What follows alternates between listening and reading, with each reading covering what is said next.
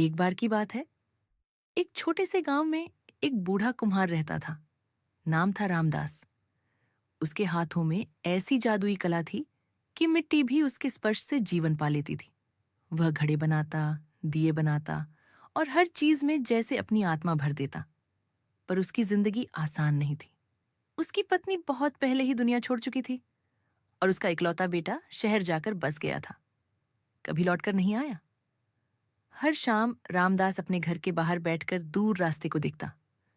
शायद उसका बेटा लौट आए। एक दिन गांव में एक छोटी बच्ची आई, फटी हुई चप्पल, आंखों में डर और भूख। उसने रामदास से पानी मांगा। रामदास ने उसे पानी दिया, फिर खाना भी दिया। तुम्हारा नाम क्या है? उसने पूछा। गुड़िया, बच्ची ने धीमे से कहा। उस दिन के बाद गुड़िया वहीं रहने लगी।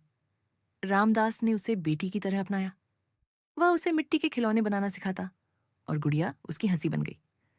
समय बीतता गया, गुड़िया बड़ी हुई और उसकी कला भी। अब वह ऐसे दिए बनाती थी कि पूरा गांव उसकी तारीफ करता। पर एक दिन शहर से कुछ लोग आए। उन्होंने गुड़िया के बनाए दिए देखे और कहा, तुम हमारे साथ चलो, तुम्हारी कला दुनिया देखेगी।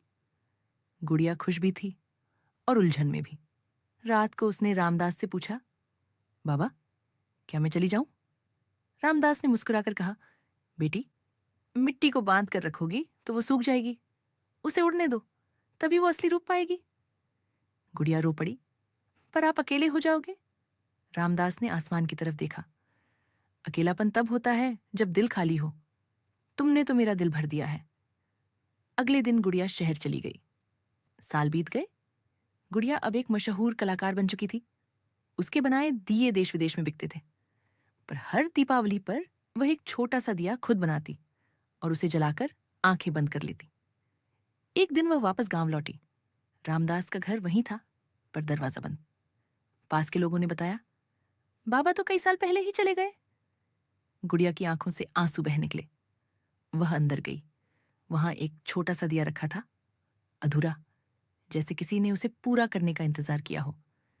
उसने उसे अपने हाथों में लिया और धीरे से पूरा किया। दिया जलाया।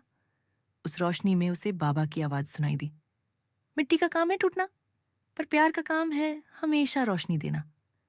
गुड़िया मुस्कुराई, आंसुओं के साथ।